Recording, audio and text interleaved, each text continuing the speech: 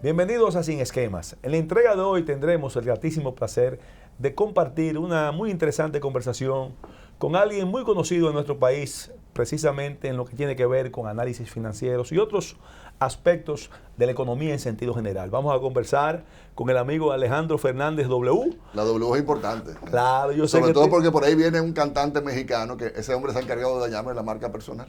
Yo creo que sí. Porque ya es Alejandro Fernández el potrillo. Eso.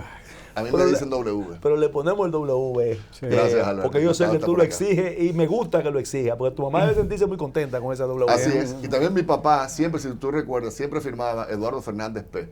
Él siempre como que valoraba también, por lo menos la inicial de su mamá. Es Que el Pichardo. branding, es parte del branding de una figura como tú, que evidentemente tiene que ponerle su sello personal. No, pero Alberto Atala es Alberto Atala en cualquier parte. Ah, pero bueno, Alejandro Fernández, dime. Exacto.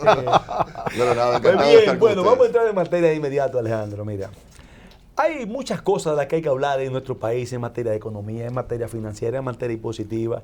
Y quizás la vamos a tocar con algunos pincelazos, sin esquemas para tu conocimiento, Alejandro. Es un programa que trata de llegar a nuestro público televidente con un objetivo muy específico, de dejarle algo constructivo al final del programa.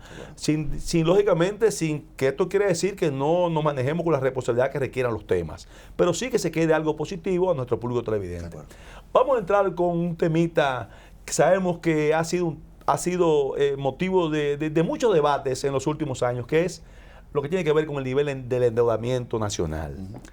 Y donde uno oye, por un lado, muchas corrientes hablando de la peligrosidad de la carrera de endeudamiento irresponsable, algunos le llaman, pero por otro lado uno oye también diciendo que hay organismos internacionales que colocan al país que todavía está en niveles de endeudamiento soportables. Yo quisiera que tú nos dijeras, desde tu punto de vista, Alejandro, ese nivel de endeudamiento que estamos llevando a cabo, por un lado, va acorde con la Estrategia Nacional de Desarrollo que establecimos hace apenas unos años, por un lado. Segundo, ese nivel de endeudamiento se está haciendo de manera adecuada en lo que tiene que ver con áreas que tengan el retorno que requiere y que un país demanda de un tipo de endeudamiento productivo y positivo. Vamos a empezar por ahí. Ok, bueno, vamos por partes. Entonces, en cuanto a la Estrategia Nacional de Desarrollo, recordemos que esta fue una ley que se aprobó hacia inicio del año 2012, contemplaba 3 pactos, el pacto eléctrico, el pacto por la educación y el pacto fiscal.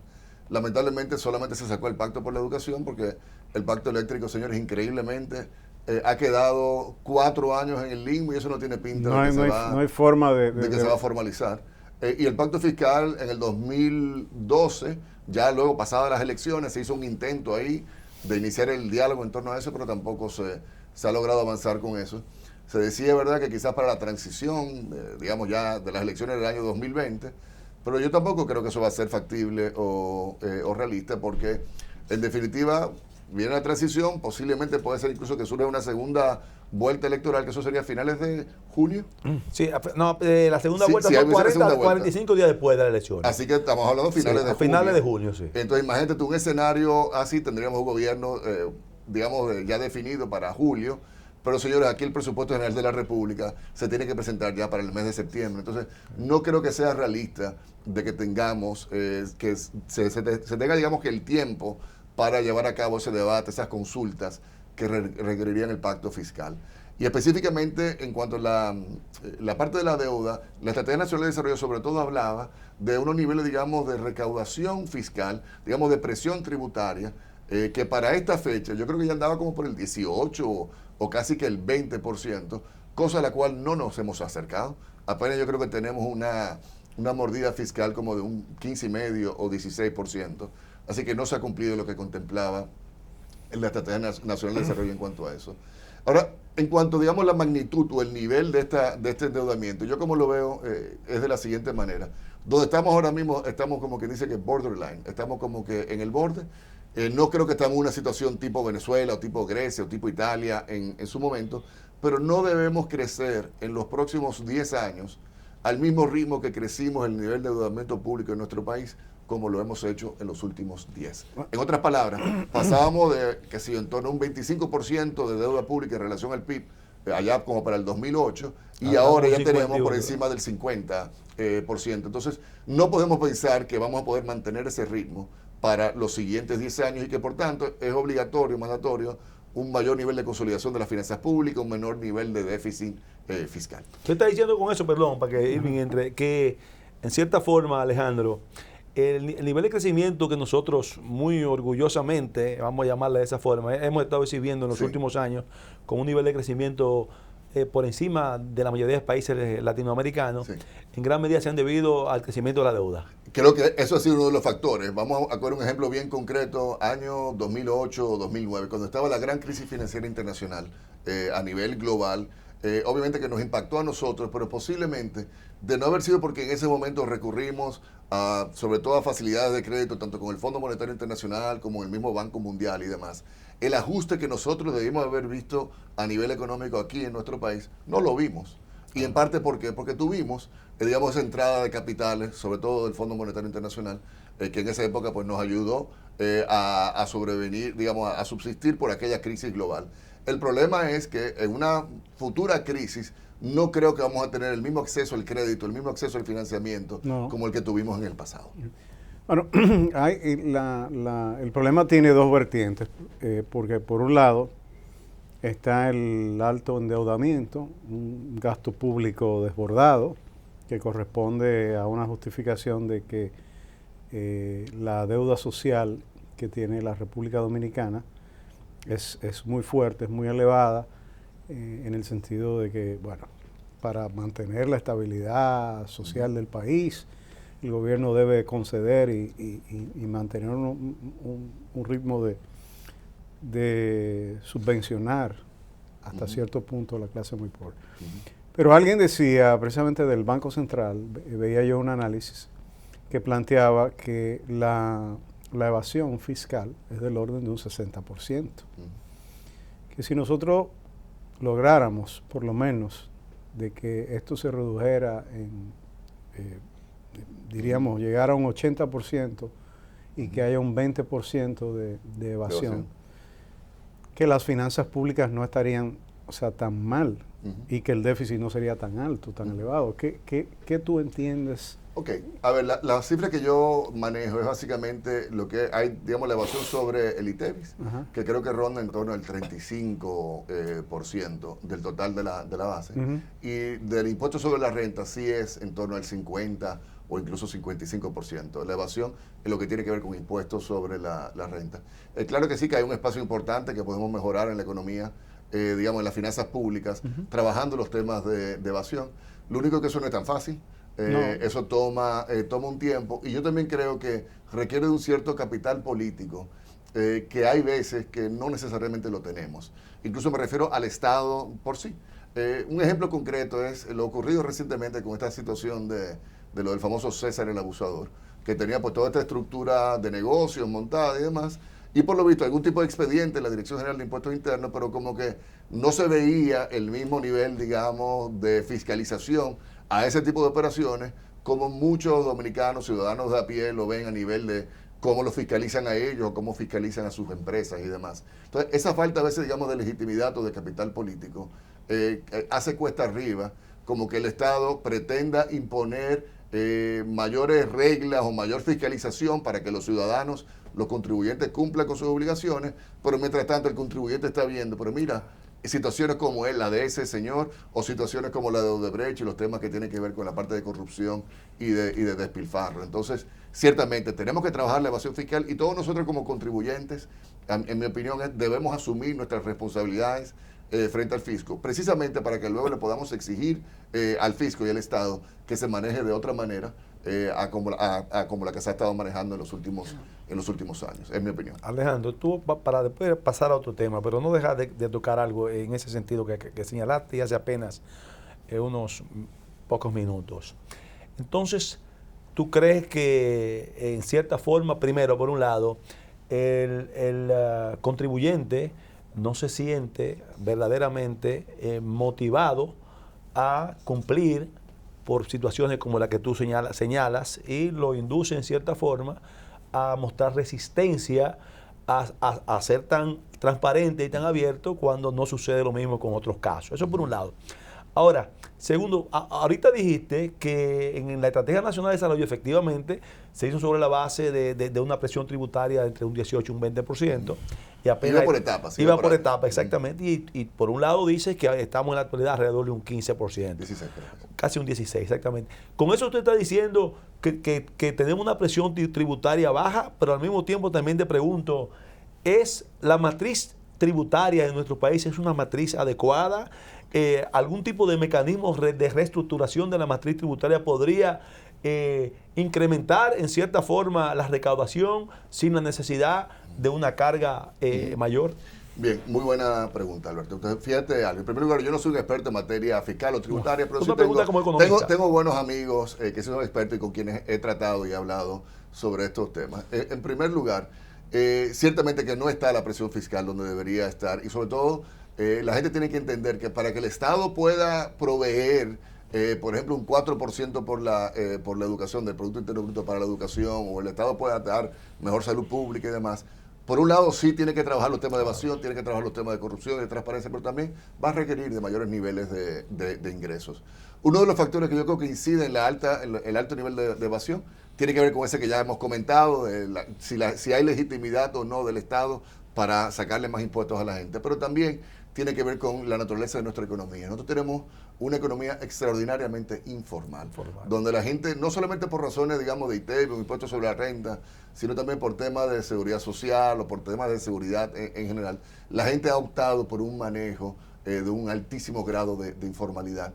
Y yo creo que eso también impacta el que se haga más difícil, entonces tú, por ejemplo, fiscalizar y sacar, digamos, tener una mayor presión tributaria. El otro elemento que creo que también es estructural y se ha estado hablando ya por muchos años, tú lo sabes igual que yo, tiene que ver con el famoso gasto tributario o, digamos, la cantidad de exenciones y exoneraciones que tenemos a nivel de la economía dominicana por leyes de incentivo, leyes especiales, por distintos factores. La naturaleza del país. Somos un país eminentemente turístico. El Estado no puede comenzar a yo te diría desmotivar al capital extranjero que tiene el interés de venir aquí a hacer negocios y trae capitales frescos. Así es. Por el lado del turismo, por el lado también de las zonas francas, que también son una fuente muy importante de gasto tributario, y también por el lado, por ejemplo, que son leyes especiales. Yo pensando aquí una que está ahora sobre el tapete, la ley está del desarrollo fronterizo. Que creo que estaba venciendo ahora se está buscando para ponerle otros 20 años más. Yo creo que en general para todas estas leyes deberíamos hacer algún tipo, y eso sería parte del pacto fiscal, lo que hay que ver si algún día eso ocurre, deberíamos como que sentarnos a ver, pero vamos a ver, ¿cuánto dejó de percibir el Estado por haber aplicado esta ley, por ejemplo, de desarrollo fronterizo? ¿Qué consecuencias tuvo sobre las industrias que no estaban en la frontera? En cuanto a la generación de empleo que ellas hicieron, ¿cuánto empleo se generó efectivamente en la frontera?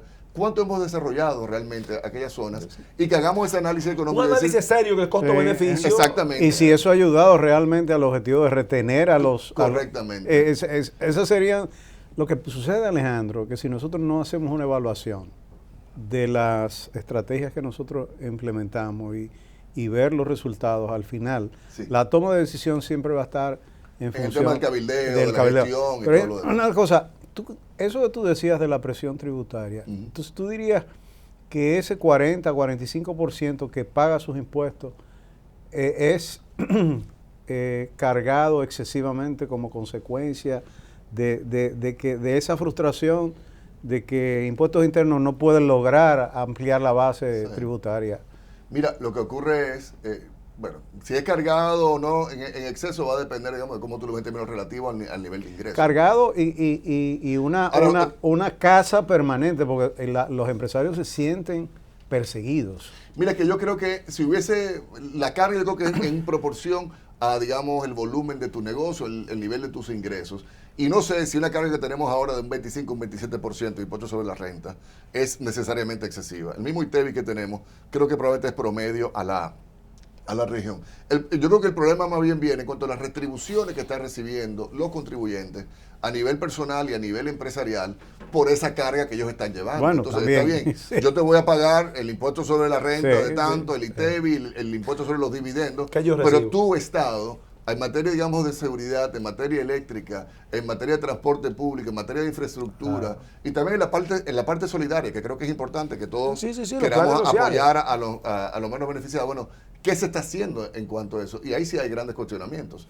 Porque si el Estado me proveyera, óyeme bien, una educación donde yo pudiese sustituir los colegios privados de mis hijos para que mis hijos vayan allá, que la universidad realmente sea un mejor nivel, la que yo no tenga que tener la planta eléctrica como la tenemos en mi apartamento. No tuviera que tener guachimanes, como decimos. Ese tipo de cosas. Entonces, yo no tuviera problema con pagar el 27 o el 30%. Entonces es una estafa, porque por lo que yo estoy pagando, no estoy recibiendo de una manera consecuente. Proporcional. Sí, proporcional. Sí. Es una estafa. Pero vamos a entrar ahora, vamos a irnos a otro tema, porque tenemos que aprovecharte, Alejandro. Bueno. Aunque tú estás permanentemente en los medios y sin esquemas, queremos aprovechar tu participación en este espacio. Y un tema que sí tú manejas y has estado, manejas muy bien lo que acabas de decir, lo has dicho con una propiedad meridiana prácticamente.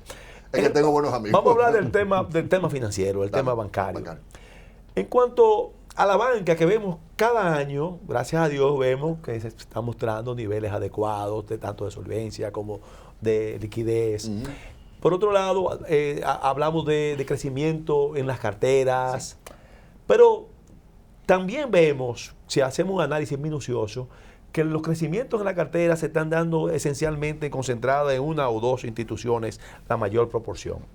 Y por otro lado, también se están dando en sectores que de una forma u otra no son, vamos a decir, los más propensos a crear desarrollo, a crear riqueza.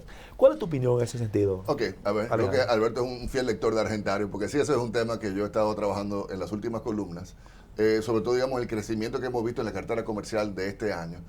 Básicamente que casi la totalidad la explica una sola entidad financiera, que es una entidad bancaria. Que no digo que sea malo por el caso de ellos, sí, pero por el caso general. Así, pero sí debe llamar a la reflexión un poco. Bueno, pero ¿por qué es que una sola entidad ha logrado, digamos, que aglutinar la totalidad del crecimiento de esa cartera comercial, mientras otras han sido un poco más lentas? En la parte comercial, porque en la parte hipotecaria, en la parte de crédito al consumo, sí el crecimiento ha sido un poquito más equilibrado. Sí. Entonces, por un lado. Por otro lado, también es cierto que uno ha visto en los últimos años un giro muy fuerte hacia el crédito al consumo, hacia el crédito, digamos, como yo le llamo minorista, o a personas, sea hipotecario o de préstamos personales, o de tarjetas de crédito. El tema de vehículos también ha sido sumamente importante. Y ahí a mí me inquieta, ciertamente, me inquieta un poco, porque uno quisiera que el crédito fluya, digamos, de una manera más amplia a todos los distintos rubros de la economía. Por ejemplo, la parte de los sectores productivos, tipo industria, la manufactura, o hasta, ojalá que en algún momento podamos tener una mayor fluidez, por ejemplo, hacia la parte agropecuaria, que todavía no la hemos logrado, a la parte de la construcción, que indirectamente la construcción sí se ha beneficiado, señores, del boom que hemos visto en el crédito hipotecario de los últimos años. Sí. Estemos claros en algo. Entre el 2004 y el 2007, la banca múltiple, que ya se puso a estar dando préstamos hipotecarios, colocó en esos 3 años lo que todo el sistema de asociaciones de ahorro y préstamos a más de 30, 40 años había logrado colocar. Durante todo ese tiempo la banca múltiple lo colocó en un tiempo muy puntual, y eso benefició también al sector construcción, digamos que de manera indirecta. Sí, a mí me inquieta ese tema, el por qué no tenemos, digamos, más impulso a los sectores productivos, pero yo creo también ahí, Alberto, que tenemos que pensar en por qué es eso. Porque, óyeme, si fuera por la banca, no hay cosa más bonita que la banca decir, estoy apoyando un proyecto, digamos, de producción agropecuaria orgánica para fines exportador. No hay cosa que a la banca, a los banqueros les gustaría más, pero ¿por qué no se está dando eso? Lo que pasa es que los bancos se nutren de la eficiencia en el manejo de sus operaciones, se nutren de los clientes pagadores, de los clientes que tengan garantía y seguridad de que puedan pagar, y lamentablemente ese sector todavía tiene representa un riesgo. Correctamente. Entonces, lo que tenemos que ver, digamos, a nivel de país, bueno, cómo podemos lograr ir disminuyendo esos riesgos para que sean de alguna forma más atractivos, para que el sector financiero decida apoyarlo. Uno lo ve, por ejemplo, en el caso de las MIPYME, de las micro y pequeñas y medianas empresas, que todavía también se ha dado mucho crédito por esa vía, pero pudiese ser mayor. Hay una iniciativa que yo sé que tú conociste bien, esta, digamos, de garantía mobiliaria. De la garantía mobiliaria, pero también de la parte de los créditos recíprocos, de la garantía recíproca y demás. para fines de ir dando un mayor impulso a ese tipo de financiamiento. Lamentablemente, esas iniciativas todavía no terminan de aprobarse. Así es. Y yo francamente no entiendo, esto es una crítica al gobierno Y déjame actual. decirte que los Sí, micros, los pequeños y los medianos, por lo general, el comportamiento Son muy buena histórico, paga. son buenos pagadores. Así es. Son buenos pagadores. Así mismo, ahora uno lo que quisiera que tuviéramos, que hubiésemos avanzado más en cuanto a eso, pero no se ha logrado todavía. Y mira que ha estado la gente, y debo reconocer, Ignacio Méndez, que está en el viceministerio de Claro. Industria y Sí. Comercio, tú lo conoces, Me tú tocó lo conoces muy compartir bien. con él mucho. Y realmente el trabajo que Ignacio, Ignacio y todo su equipo, hay que decirlo, Sí. han estado haciendo de ese Cierto. viceministerio ha sido muy importante. Pero date tú, ya van casi 8 años y todavía lo de la garantía mobiliaria y lo de la garantía recíproca, La misma, los avales la misma reclasificación también de las empresas. de las empresas, de las pymes también ha estado siempre en dime y te diré, y eso ha permitido, ha impedido en cierta forma que este sector que tú más que nadie sabes, Alejandro, que representa, qué sé yo, el 60% de los empleos en el país en términos directos y Así casi es. un 20% del Producto Bruto Interno. Así es. Ahora, Entonces, ¿por qué no acabamos de ¿Por darle qué- el por qué- punch que- por qué es Ahora, tan ahora, también difícil? debo decir algo también, que cuando medimos el crédito privado como porcentaje del Producto Interno Bruto, sí hemos tenido avances muy importantes en los últimos años, hay que estar claro. Luego de la crisis bancaria, tuvimos un declive muy importante, como de un 35% del Producto Interno Bruto que estaba recibiendo crédito privado, crédito bancario privado, eso bajó casi al 20%. Y ya ahora está llegando de nuevo en torno al 30%, aunque ojo con algo, ha tomado pues que Ya ha sido acabamos 15 años. ya. yo pregunto, ¿por qué si la banca nuestra está tan saludable, si los índices moratorios son Muy bajos. tan bajos, ¿por qué es tan difícil para las MIPYMES tomar un préstamo?